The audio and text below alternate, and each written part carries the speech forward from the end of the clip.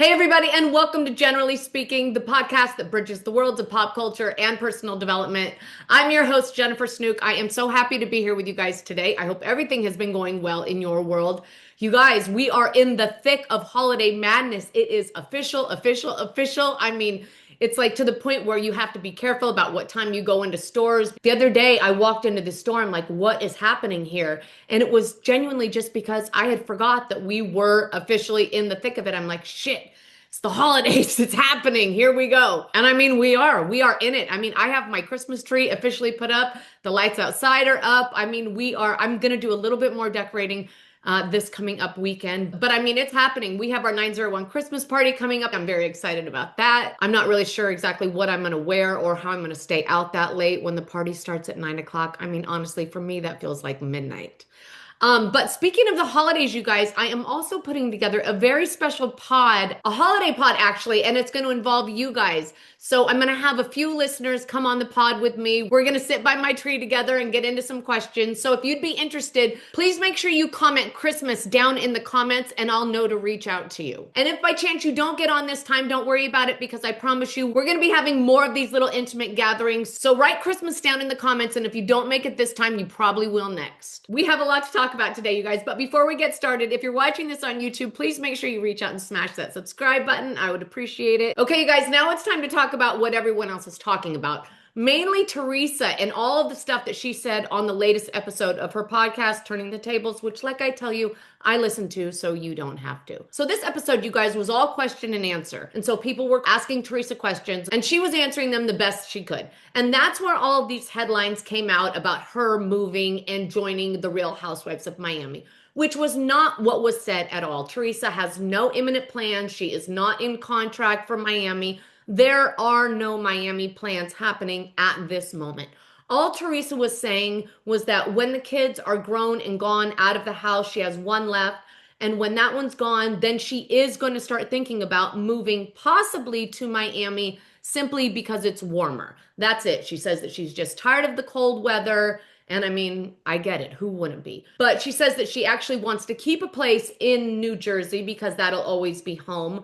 But she definitely also does want to get out of the area and neighborhood that she has been so attached to for so long. So the plan, according to Teresa, at least as it stands now, is that they're going to stay where they are until the last one is out of high school. And when the baby leaves, then she's going to consider possibly moving to Miami or some other place that's very warm. It's going to depend on where the baby lands. And they want to find another place in another part of Jersey that doesn't have all the history attached. Oh, and Teresa also went on to repeat yet again that her brother Joe has promised her that nothing like this is ever going to happen again, that they're never going to find themselves on separate teams ever again. And I mean, we all pray that that is the way it turns out, right? But we have to make sure that poor Joe does not become a prisoner to Teresa yet again, all in an attempt to keep the peace, right? It's all great to want to keep the peace, but at what cost? Not if you're needing to cut people that you love out of your life just to appease these other people. And I really don't think that Joe and Melissa at this point are going to let that happen. But I do think that it's curious the fact that Teresa keeps repeating that over and over again. And speaking of Teresa and Louis and the whole Joe dynamic, you know, it's funny, after being in Vegas and seeing Joe on the stage and seeing firsthand just how dynamic he is, just how engaging he is, just how warm and authentic and how comfortable he is in his own skin, it's honestly really no wonder that Louis was so threatened by him and tried to cut him out of Teresa's life. Right? Because Louis is a guy that likes center stage, right? Louis likes the light. I'm telling you, when he walked into Joe Gorga's comedy set in Vegas, he was the one that yelled and announced. I heard him. I turned, I'm like, what'd that guy say? And it was, hey, Joe, we love you, Joe. And that was just Louis making sure that everyone there knew that he was there, making sure that Joe knew that he was there. And his, hey, we love you, Joe worked because as soon as he said it, Joe said, hey, who the hell is that? Because you couldn't really tell who it was. And then he says, hey, everybody, that's Teresa and that's Louis. I really feel like now Louis is at the point where it's like, if you can't beat him, join him. So now he's willing to join Joe because he knows that Joe has the juice that he doesn't have. He tried to outjuice Joe, but he didn't. And I know that Joey Gorga is not Juicy Joe, but you know what I'm talking about? I'm talking about the juice. I'm talking about the light. I'm talking about the energy that makes people want to be around you. Joey Gorga has that authentically. Louis just wishes he did. And you know who else was threatened by it? The original Juicy Joe. He was threatened by Joe's juice too, because Joey Gorga has more charisma in his baby finger than those other two bozos have in their whole body. And in the couples news that I know you've all been waiting for, Brittany Bateman and Jared Osmond are together again. At least for today, you guys. Because on his Instagram, he posted a picture of him and Britt all loved up by a Christmas tree. And it said, the caption was, "This girl," and then tagged her. So expressive, right? This girl. I mean, you could add anything onto that. This girl is insane. This girl is the love of my life. I mean, it could be anything. And that's exactly how he wanted it. Oh, and the photo cred goes to Whitney Wild Rose. Speaking of Salt Lake City, you guys, it looks like Robert Jr. is really not doing well. He just pled guilty to 8 counts of assault and trespassing. So poor Robert is not out of the woods yet. We are still praying. We are still hoping. We are still rooted in love and moving forward in faith. And listen, we're all just hoping that he turns it around before it's too late. I mean, nobody wants anything to happen to Robert Jr. and nobody wants to see a sad Mary. Nobody. And on the last pod, you guys, I talked about the fact that Kandi and Todd were getting a divorce. But now it seems like more is coming out about the why behind the divorce. And apparently there may be other women involved or another woman or women or whatever. But Kandi just went on her Instagram and posted this reel of a bunch of pictures of her. And in the description, she was talking about the fact that in every picture that she's, that's in this carousel, and they're all of her, smiling and looking beautiful and, just getting through life. But Kandi goes on to describe that in every single picture that she posted, she was going through a really super hard emotional time. She says, but I still showed up. I still showed up and I still smiled. I still got the job done. I still showed up for my commitments. And she says, and that's not fake. That's just me showing up for life. That is me showing up with a positive attitude. That is me showing up to get the job done. And you have to give Kandi all the respect in the world. She goes on to say, that doesn't mean that my heart isn't broken. That doesn't mean that I'm not shattered inside. It just means that I pull up my bootstraps and I get on with it because I don't really have another choice. And honestly, I have to say, I have always loved Kandi Burruss. And honestly, at this point, I feel like I've never loved her more. And I feel like Kandi and Todd, we all know that they, they had their sex dungeon or whatever they had. And I think Kandi has given him a lot of leeway in that department, if you know what I mean. I think that they have engaged in things as a couple and they've kept it spicy in a whole lot of ways. And I think that Kandi has allowed him that part of his humanity where, she probably hasn't been the only flavor that he has tasted during, the length of their relationship. And I feel like if there are other women, if she was that flexible with him and she gave him that space within their relationship and he was still doing things behind her back, that really, would just turn the knife even deeper, right? Because you'd be like, I give you, not just me, but I offer up, like maybe, I don't know, a side dish every now and then just so that you can, have some variety in your life. I don't know. I don't even know if that's all true. But from everything that we've heard and you can deduce, it just seems like their relationship has been sexually spicy. So if your wife has allowed spice, that's what I'm trying to say in a simpler way. If your wife has allowed spice, then why go get spice behind her back? Right? That just seems horrible. Anyway, I wish them both nothing but the best. I hope they come out of this with the least amount of damage done to them, done to the kids, and I hope they can all move forward in peace. Now, you guys, I want to talk about something because it matters. I have lupus and Sjogren's disease, which means that hydration and my health go hand in hand. For me, choosing the cleanest, healthiest water isn't optional. It's vital. And that's exactly why I started using Epic water filters. They remove the things that don't belong in our bodies. The PFAs, the chlorines, the microplastics, all the other junk, all while keeping the minerals that our bodies actually need. And it tastes the way water is meant to taste. Clean, fresh, and pure. You've put your body through enough. Fuel it with something that actually loves you back. Choose clean, choose better, choose epic. And use my link below for 15% off with the code Jenerally15. Okay, you guys, it's time for a reality check, and we are starting out over in Salt Lake. The show starts up with Bronwyn picking up Todd from the airport in another one of those ridiculous blow-up costumes. This time, it's a sloth. And I mean, honestly, the shit this woman does to keep Mr. Shitty Pants smiling. And the weird thing was, he did smile. I mean, honestly, can I just tell you that when she picked him up from the airport, I saw a genuine smile on that guy's face for almost maybe like the first time ever. I mean, honestly, that dude seemed genuinely amused. And now her obsession with costumes is starting to make sense. I mean, honestly, that dude's a dud, bottom line, and he's never gonna give her what she needs emotionally because he's just so emotionally constipated himself. But the little boy in him loves a costume. It is very clear. Bronwyn herself is still annoyed by that fight that happened last week, but she's choosing to move past it. And on their ride home, he asks her very sweetly, because he knows the cameras are on, well, how did your week go? And she jumps right in and says, well, you know, I had all this drama with the girls. I know you told me to stay out of it, but I couldn't help it. And she just dives in and starts telling him everything, which we all know is his least favorite thing to talk about. Bronwyn tells him that she got in trouble while he was away because she told Meredith about what Whitney said about her possibly being blacked out on the plane because she was so loaded on something, alcohol, pills, we don't know. Todd tells her that all they need to do is get together and have a big kumbaya. And then Bronwyn tells him that she thinks that the real reason that this group has a problem moving on is because everybody's worried that everybody still has something that they don't know about.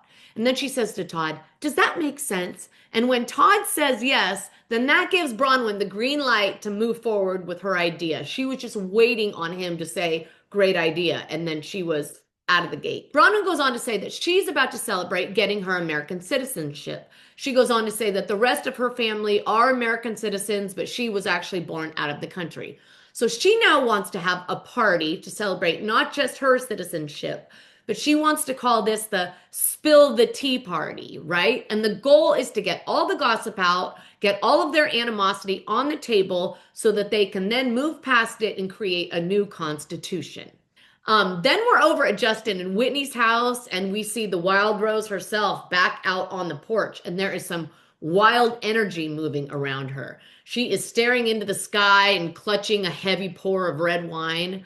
And then Justin walks out, and the tension between the two of them is, I mean, palpable. I mean, she's no longer calling him babe. Now she's calling him Jay. Hi, Jay. Bad news. I mean, it is not good at all. Whitney clearly has a lot on her mind. And when he says, what's up? What are you thinking about? She says, well, I just saw a very large transfer from our bank account to one of our vendors. I mean, that really hurt. And he says, I feel like I needed to pay them to make it right. And she says, well, I just think it really sucks. I really think it sucks that I didn't listen to my intuition going into this. She says, I knew that this wasn't the right move. I just knew it, but I didn't listen to myself, and I trusted you, and I'm really pissed about that. Then Whitney to camera says, we took Wild Rose Beauty and we merged it into a new entity. Unfortunately, I made a really bad decision, and I'm fighting to get out of that company. And I'm fighting to get my name back and my brand back and my inventory. Whitney tells Justin, I wasn't being told the truth, Justin, because if I was, I would have never done this. She says, my vision was to be in Sephora and Ulta and Target. She says, I was literally trying to get you out of MLM. And literally, the week that we decided to go MLM is the week that I met the buyer from Sephora who wanted to get me into big box stores. She said, but you guys put those wild numbers in front of me, and I really had no choice but to trust you. And now I'm just so mad at myself. She says, I've literally been working on Wild Rose Beauty for years. Aside from you and the kids, that's all I have. She says, that's all I have. Are you hearing me? That was my baby. And now my baby's gone. She says, I tried forever to get you involved and interested and excited about my company, but it felt like you never were until this MLM thing came to be. She says, and then you were suddenly behind it. And look at where we ended up. She says, the only reason I said yes is because you finally came to me and showed some faith in me and said, let's really make this a billion-dollar business. And with your faith behind me, how could I say no, Justin? How could I finally say no? You were finally putting your hands on my baby. And look. And poor Justin just says, look, I'm sorry. I'm so sorry. I don't know what to say except sorry.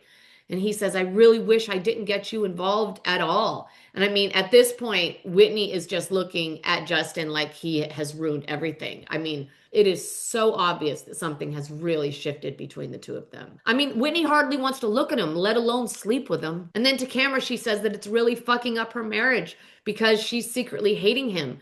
And he even says to her, you know, I feel your resentment and I'm so sorry. And I want you to know that I've always believed in you and your company. Then over at Heather's house, she's setting up her daughter's room for that big college send-off. She's decorating in all the college colors like all the moms do now when they send their kids off to college. That wasn't a thing when I was young, but would have been fun. Heather says that these kids can't get out the door fast enough. She says that she's ready to dive headfirst into this next part of her life, kid-free. Specifically, Heather says that she is very ready to not be responsible for anyone else and really just start spending more time focusing on herself. Then Bronwyn decides to start a pride flag giveaway to any business in Salt Lake City that wants one. And I just loved this so much. In response to some ridiculous law in Utah that prevents pride flags from being flown at any government building. I mean, ridiculous, right? And you guys, the funniest bit of this whole thing is that things seem to be really starting to shift with Muzzy because she is actually going down to the sex shop with Bronwyn to get these pride flags. She's fully involved in the operation. She is Bronwyn's partner in pride, we should say. And while they're in the sex shop, Muzzy's looking at the sex toys, getting fully confused. And Bronwyn goes, I'll buy one for you. I'll buy whatever you want. And you can just like Google how to use it. And Muzzy goes, I wouldn't even know what to do with this. But I'm telling you, something in her eyes looked like she wanted to find out.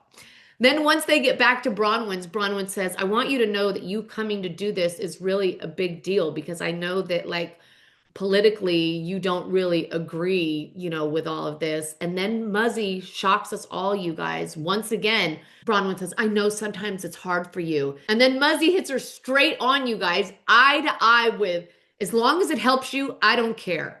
She says, now, if you ask me to go to a strip show, that might be a different story. And I mean, you guys, as long as that helps you, I don't care. Excuse me, what? Then Muzzy goes on to say, you know, I love doing things that I wouldn't normally do on my own. She says, I don't care so much what people think of me anymore. I'm a grown-up now. And Bronwyn says, so do I have to be 80 years old to stop caring about what other people think of me? Because I do. I really care a lot about what other people think of me. And her mom says, well, hopefully you stop sooner than I do. So maybe 60, you're almost there. And then Bronwyn says, you know, I really do worry very much about what other people think of me. And her mom says, well, to a certain degree, I think you should. Then Bronwyn says, I know in the past that you and I have struggled because you didn't agree with my choices. And I know that we've moved through that, but I just now kind of think it's funny the fact that, you know, the thing that you were most upset with me about was having Gwen. And now I think it's funny that the thing that you love most about me is Gwen. And her mom says, well, you've been a wonderful mom to Gwen, and you need to be proud of what you're doing because you're doing a great job. And Bronwyn says, I always wanted you to be proud of me, and I always wanted you to think that I did something worthwhile. And her mom says, I am proud of you. This was so sweet, you guys. I sat there bawling like I'm trying not to do right now. Okay, hold on. Bronwyn says, I know you don't often say stuff like that, so it really means a lot to me, Muzzy. And Muzzy says, well, you know, I think my parents were the same way. I knew they loved me, but they always expected more. And I think that's why I do the same thing with you. And then she says, but you always tell Gwen that she's just the best thing in the world and that she's the smartest. And you're doing it differently because the way I did it with you didn't work for you. And I think that's great because Gwen is great and she's so well-rounded and that's all because of you. I mean, what? Bronwyn says, I appreciate you telling me all that. It really means a lot to me. And I mean, you guys, they are face-to-face, heart-to-heart. And I mean, this feels big. I mean, huge. And Bronwyn knows it. And to camera, she says, I know that my mom sees that I've done things differently with Gwen. and in a way that's been successful. But for her to actually voice that, to be willing to say that, and be willing to say that to me, she says, this is a huge step for us. And then we see Angie K get dropped off on a random loading deck. And then we see the rest of the women on their way to that same loading dock. And all the women are dressed up like Betsy Ross or something on the way to the Boston Tea Party. And then suddenly the door flings open and there stands Bronwyn, of course, in full costume, holding a full-size American flag. She walks the girls in. They find this wig station where they all pick out a powder wig that turns them into all these, they look like the cast of Hamilton, basically. And then she takes them further in and unveils what looked like a sound stage fully decorated as if it was 1773. Heather fully loves it. She says, this is amazing. She says, this is like Disneyland, but even better, way better than the Pirates of the Caribbean. Bronwyn says, I want to invite you to my version of the Boston Spill the Tea Party. They all take their seats, and Bronwyn goes on to tell them that they have some tea behind their chairs and they need to write down the name of the person that they want to spill the tea about. Bronwyn's trying to get everything out in the open, right? So that they can throw the tea overboard and have a fresh, clean slate. And then the producers start quizzing the ladies on some basic American history questions. And the only one that knew anything was Bronwyn. The two questions were, what are the first 10 amendments of the Constitution? And the answer, of course, was the Bill of Rights. And the second one was, how many senators are there in the United States? And of course, there are 2 per state, so that makes 100. But Bronwyn was the only one that knew either of them. Then it's time for the ladies to disclose who they all spilled their tea about. Angie steps up and says, when Lisa made her announcement about her horse, and the rest of the girls are like, horse? What horse? You bought a horse? Angie says, I wanted to believe her, even though I'd heard otherwise from other people. Lisa says, I own a horse. It's no big deal. And I'm looking to get a second horse. But then they cut to Angie saying that she has a friend who says that Lisa is actually renting a horse at her barn. Then it's Brittany's turn and she says, I actually haven't even spilled any tea yet. But I'm really wondering who spilled the tea about me flirting with Joao on the yacht. Because I want to know what happened, because when I got home, Jared and I broke up over it. And Mary goes, oh my God, not Jared. And everybody goes, you broke up over Joao? And Whitney goes, well, I told Justin. And then they flash back to Whitney telling Justin all about everything that Brittany was doing while she was on that boat. When Heather's up, she looks at Bronwyn and says, so my tea is about the rumor about Todd farting while making out. And Bronwyn says, throw that tea over the harbor, into the harbor right now. Throw that tea into the harbor now, Heather. Then Bronwyn turns to Whitney and says, I want to apologize for spilling tea that I shouldn't have spilled. And then Whitney says to her, listen, Bronwyn, you should be apologizing because I was confiding in you and you broke that trust. And then Bronwyn says back, well, honestly, Whitney, if you were uncomfortable with her knowing that, then you probably shouldn't have said it. You probably shouldn't have told me behind her back. And Meredith's sitting there shaking her head in agreement. Then Bronwyn says, but this really isn't about me. This is really about the two of you. And Whitney says, do you really think I'm going to call a belligerent woman 2 days after we land? Meredith says, if you want to go there, let's go there. Everything I said was the truth, so stop with your lies. And Whitney says, that you didn't yell on the plane? That you didn't taunt her for 6 hours? And Meredith says, nope, I didn't. And Whitney giggles and says, can I have the crazy pill that you people are taking? Because I would love that. And Lisa says, I'm pretty sure you're already on it. Whitney says, of course you guys would say that because that's what you do. You just say that I'm a liar. You always do that. That's what you say. But guess what, you guys? I'm not lying. And there are other witnesses, okay? Whitney says, that's the only defense you ever have. You just say lies, lies. Then Whitney says, if you're going to call me a liar, then let's go there, okay? Let's go there, alcoholic, pill popper. Then Meredith stands up and says, I have some presents for you. While Whitney's screaming, I'm just tired of you being able to throw around your character assassinations about me. Then Meredith goes over and she brings back this bag and she starts reaching in the bag and handing things out to people. And everybody's like, oh, what's this? A gift. How nice. Everybody opens it up, you guys, and it is a urine drug analysis test. Everyone gets one and nobody can believe it. Meredith says, well, take it. I could take it. I'm very clear with everyone. I have the occasional drink and I take the occasional gummy and that's it. But come on, let's see. Let's take it. She says, anyone that's accusing me of having a problem should be taking a test themselves. all while staring at Whitney. And then she goes, oh, and look, the one making the accusation is the first to put it away. Isn't that convenient? Then Meredith looks at Whitney and says, you decided you wanted to make this some sort of a rumor and spread it around. And she says, I wasn't spreading rumors. I was doing nothing but talking about your behavior on the plane. Whitney says, every time you go to sleep, you wake up more pissed off. You did it to me on the boat. And I've witnessed your behavior before, Meredith, and I recognize that. And everybody knows that Whitney's dad had a substance abuse issue, so we all know what she's referring to. The implication is clearly that she is now seeing the same behavior and patterns in Meredith. Whitney says, I hope my suspicions are wrong. Then Lisa pipes up and calls bullshit on Whitney and says to camera, imagine being upset and emotional, and instead of your friend being compassionate, they turn to you and call you a drug addict. What the fuck is wrong with you guys? I mean, is this even real? Whitney says, Meredith, I tried to have a conversation with you, but that opportunity got taken away from me because you yelled at me and I got upset. Then Meredith says, I didn't yell at you on the plane. And everybody else goes, what? Mary says, that's not how I remember it. Then to camera, Mary says, Meredith did yell at Whitney. I heard it with my own ears and I saw it. She says, why is she denying it? Seems bizarre. Almost like she wasn't there. Then Heather speaks up and says, Meredith, you believe me and you trust me. I was on that plane and you said the same thing to both of us. You said that if we were friends with her, then we were done. Meredith says, I did not tell you that our friendship was over on that plane.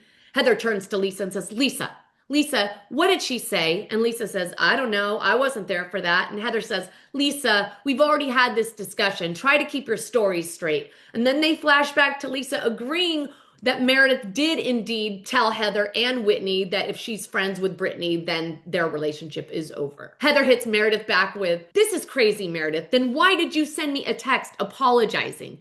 And Meredith says, to tell you that I'm sorry I snapped at you. And Heather clocks it and comes back with, the text actually said that you're sorry if you snapped at me. And the if is very important here, you guys, because it speaks to whether or not Meredith actually remembers what went down on that plane. Heather looks into the camera so pissed off and she says, I'm not lying, she is. And then Whitney says, with all this drama, all the props, all the 7 drug tests, this is just projection at its finest. Why would she want us to be the ones taking the drug tests? Then Meredith looks at both of them and said, you lied, and you both said all of these horrible things about me. And Heather goes, what? You think I lied? You think I lied, Meredith? Fuck that.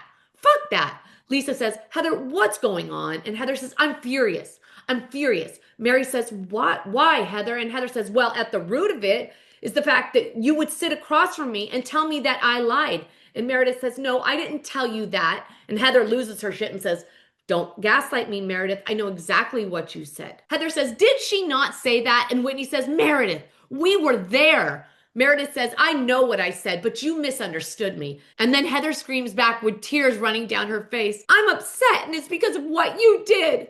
You've questioned my loyalty. You've questioned my friendship. You questioned my experience, and I was there. I was there, Meredith. Then to camera, Heather says, you know, I'm quite familiar with someone telling me that the entire history that I've been told my entire life was true, when in fact it wasn't. And this is a huge trigger for me.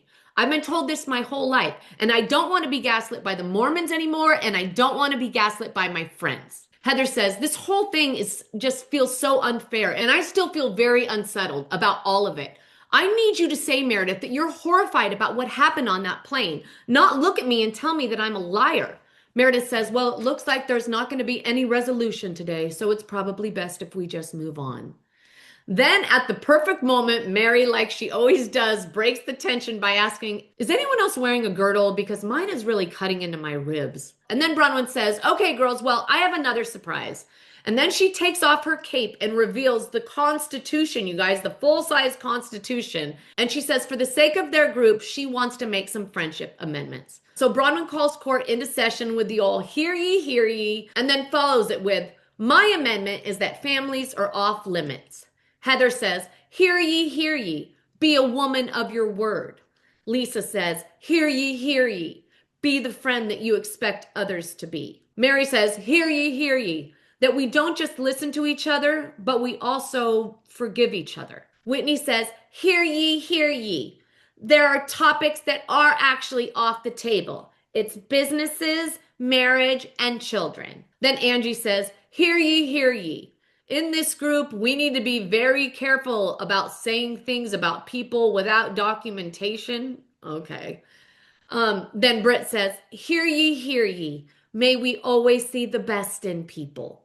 Then Heather says, Meredith, what's yours? And Meredith says, hear ye, hear ye. Stop the reactive abuse.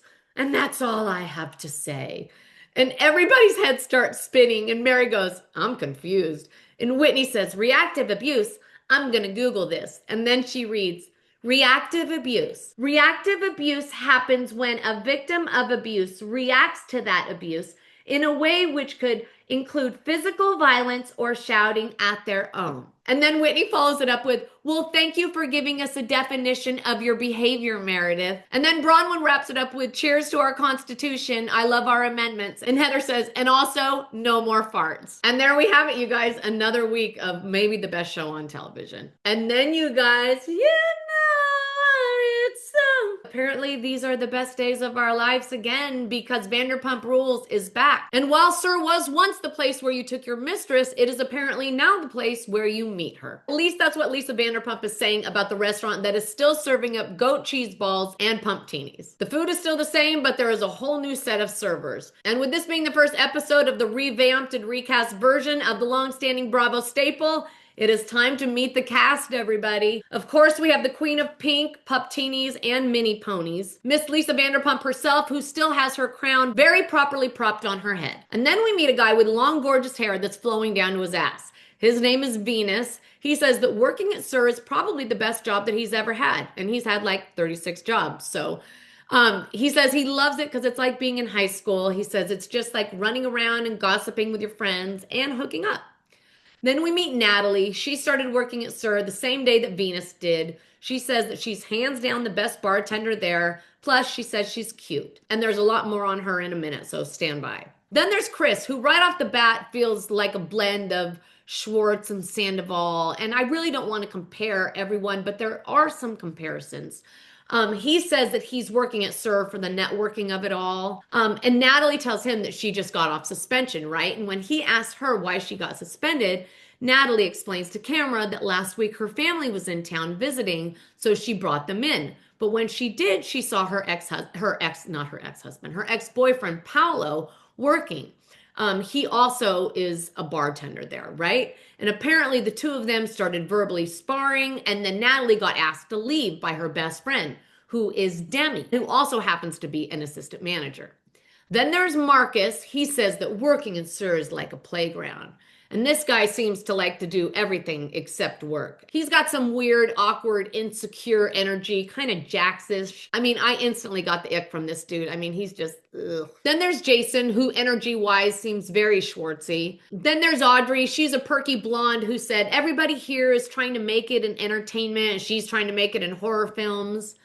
And then we see that Marcus, the one who doesn't like to work, he goes over and he starts kissing on this chick named Kimberly, who's another server. And then to camera, Demi says Kimberly is just Marcus's girlfriend. She's just really in love with Marcus, and that's basically all there is to say about it.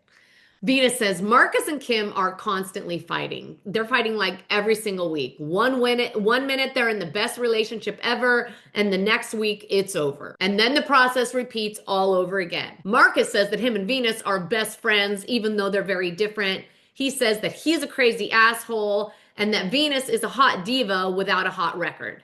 And honestly, at this point, I'm starting to feel like Marcus is secretly more in love with Venus than he is with his girlfriend, Kim. And then Venus says, I feel like everyone thinks that me, Marcus, and Kim are in a throuple. I swear, Marcus will literally show me a picture of his dick in front of Kim on the phone, and Kim will just be like, oh, that's normal. So anyway, Marcus is showing Venus, who is a dude, pictures of his dick in front of his girlfriend. I don't know, seems strange. Then Lisa comes in and she asks Natalie to step aside into the other room so that they can have a talk. Lisa wants to get clear with her about what went down regarding that fight the other night with her boyfriend Paulo in the restaurant. Natalie starts trying to make excuses for her behavior, but Lisa just instantly shuts her down. And then they show us the video surveillance of that night and the way that she was just coming hard for this guy on a 10. It was insane. I mean, honestly, she fully lost her shit, like fully lost her shit. Lisa says, I saw the tape. You went after him and you were relentless. And I mean, she's not wrong. I mean, honestly, it was insane. I would have fired her on the spot, but apparently she's logged so much goodwill with Lisa since she started working there that Lisa's giving her another shot. Then to camera, Demi says that Natalie was at the bar, wasted, screaming at Paulo, begging him to unblock her. Then Marcus chimes in and says, Natalie's family flies in from out of town. Her dad, who's a surgeon, comes to see how his daughter's doing at work. Meanwhile, he turns around and she's trying to strangle the bartender. And Debbie says, and she has her fingers screaming in my face, saying that she can't believe that I'm treating her like this. She says, I'm Natalie. Marcus says she was screaming at the top of her lungs so loud that Demi had to kick her out. Then that knucklehead Natalie says, here's a list of why I shouldn't be in trouble at all. She says, seriously, why is everyone making it out like I'm crazy? I'm actually going through something. She says, and Mercury has been in retrograde for a while now. She says, and on top of it, my ex and I had no sex life, and he was a very private person. And I mean, maybe if I was getting laid, I'd be a happier person. Lisa tells Natalie that she needs to get it together and that all of this flagrant fuckery needs to stop. She tells her that she's gonna be keeping an eye on her and to get back to work. So Natalie goes back to the bar. She's bummed out, but Marcus tells her to cheer up because some guy named Shayne Davis is coming in tonight, which instantly puts a smile back on Natalie's face. Then to camera, Marcus tells us all about Shayne Davis, all about his smile, his skin, the way his hair falls over his eyes, the way that only that 90s haircut can. And then even Marcus has to wonder out loud, am I in love with Shayne Davis? Maybe I am. And then right on cue, Shayne Davis walks through the room with a little hotsy-totsy on his arm. Shayne saddles up to the bar and announces that he wants a drink, but make it non-alcoholic because he's sober from alcohol, but fully addicted to women. When the producer asks him his type, Shayne says, women. He says, I'm way more addicted to women than I am drugs. I'm really fucked up. Then Marcus makes his way over to say hi to Shayne and his date. Shayne tells the girls that Marcus is one of his very best friends. Then he sees Natalie and they have an awkward little exchange. And then to camera, Shayne says, I met Natalie a few weeks ago at karaoke and she's clearly unstable and also so hot. He says she's definitely been playing hard to get, and so that's why I brought this girl tonight. And if it happens to rub Natalie the wrong way, then good. Then their shift is over and the whole gang goes out for drinks. Everyone except the chick that Shayne showed up with that night. She's just suddenly disappeared.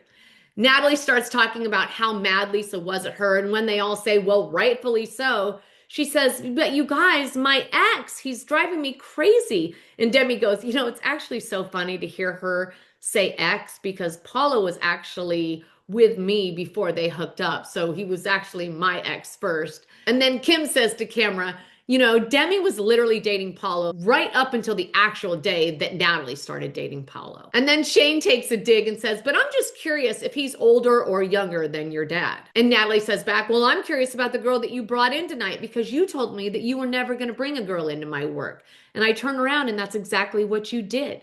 And he says, you're right, and I want to apologize. Then the camera turns to Kim and she has this shitty look on her face, right? Because she's watching Marcus talk to Natalie. And to camera, Kim says, you know, Natalie's my best friend, but she sends Marcus good morning texts, which is totally inappropriate. And then she started sending him pictures of heels. And I mean, come on, they're called fuck me heels for a reason. Meanwhile, Marcus and Natalie are talking about what great friends they are, but then he starts hearing rumblings from the group that him and Natalie actually aren't friends, and he starts getting defensive. Half the group is saying that they are friends, but Kim and a couple of others are saying that they aren't. Demi says, you guys may be friendly, but you're not actual friends. Then Kim asks Natalie, what are Marcus's sisters' names? And when she doesn't know the sisters' names, she's like, see, you guys aren't really friends. Then Marcus turns to his actual best friend, Venus, and says, hey, what are my sister's names?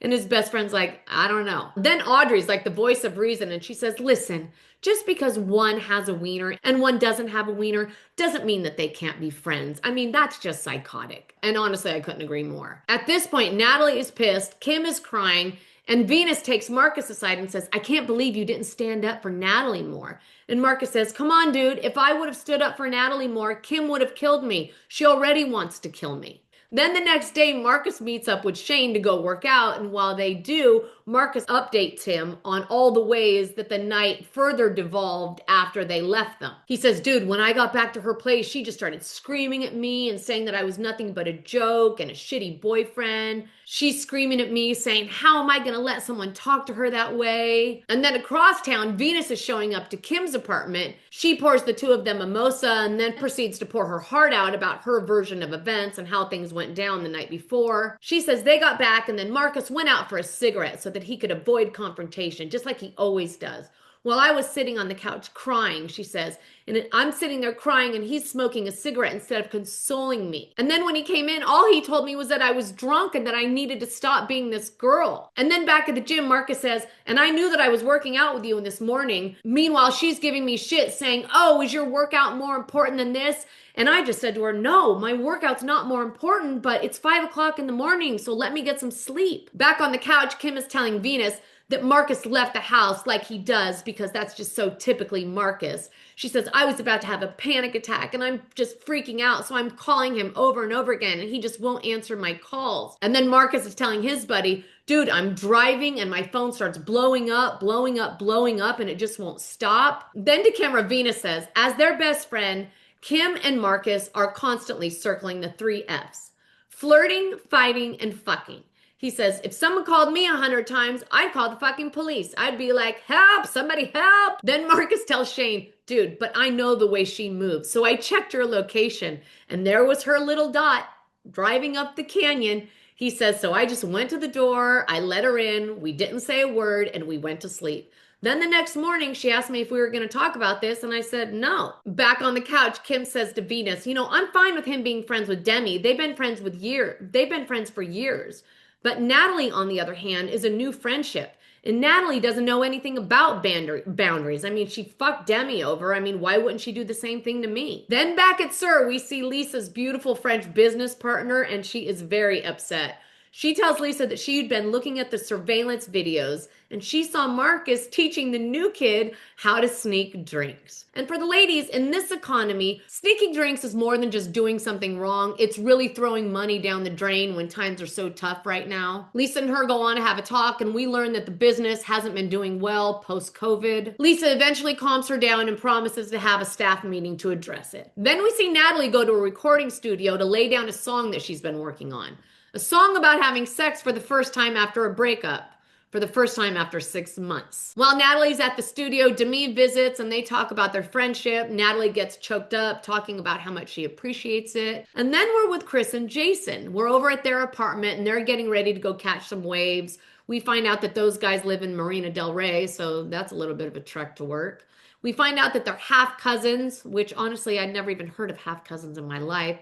Their moms are apparently half sisters. Does that make sense? Is that how that would work? The two of these guys are thick as thieves. They're ride or die all the way. The boys hit the surf and then they hit the sand where they have a talk and they decide that the waves in Jersey are definitely better, but agree that every time they go back to Jersey, they're reminded of why they left. And then the boys start talking about how they had this dancing group. They called themselves the Exotic Knights and they wore banana boats and danced like this. And then Chris gets up and fully gives this chair a lap dance. And Jason says, hey, when I was in college, I needed to make some money and I didn't want to be a bartender. And dancing seemed like the smartest move. So I started this dance group and that's what we did. And he says, and that's actually how we pivoted and started turning towards LA. And then it's time for this dreaded employee meeting. Lisa opens it up right out of the gate and hits Marcus with the fact that he's been caught drinking. And not just drinking, but showing the other people how to drink too. Lisa says, costs are up. Restaurants are closing down left and right. She says there were 4 that closed in West Hollywood just last week. She says this is survival of the fittest. And Marcus, you need to get your shit together and decide if you really want to be here or not. She says, until then, you go home and think about it. Outside, the producer asks Marcus how he's feeling, and he says, not good at all. I got caught. Lisa tells all the rest of them that they really need to raise their game, and then she dismisses them all. And they all leave feeling a little shell-shocked and a little frustrated that it even had to get to that, because apparently they've all been telling Marcus for some time now that he needs to curb the bad behavior at work. But he hasn't been listening to them, so if it had to come to this, they're glad that it did. And you guys, I don't know what to say. I know it's only been one episode, but I have to tell you, if this is where we're picking up the Vanderpump wand, I am here for it, because right out of the gate, you guys, this looks good, really good, and I cannot wait to see where it goes. But anyway, you guys, that about does it for this episode of Generally Speaking. Thank you so much for being here. If you've been watching us on YouTube, please make sure you reach out and smash that subscribe button. I would appreciate it. If you've been listening on your favorite streaming platform, please make sure you give us a follow, leave us a 5-star rating, leave us a comment. We would love that. If you'd like to collaborate or have a question you'd like answered on the pod, you can reach me at jennifer@jennifersnook.com. And if you'd like to get your hands on any of this adorable Generally Speaking merch or join our General Assembly, make sure you check out jennifersnook.com. All right, everybody, I have loved spending this time with you. Thank you so much for being here. And if you're interested in being on the pod with me, you guys, make sure you comment Christmas down below. And until we're together again, everybody, stay rooted in love. Happy holidays, everybody. We'll see you next time.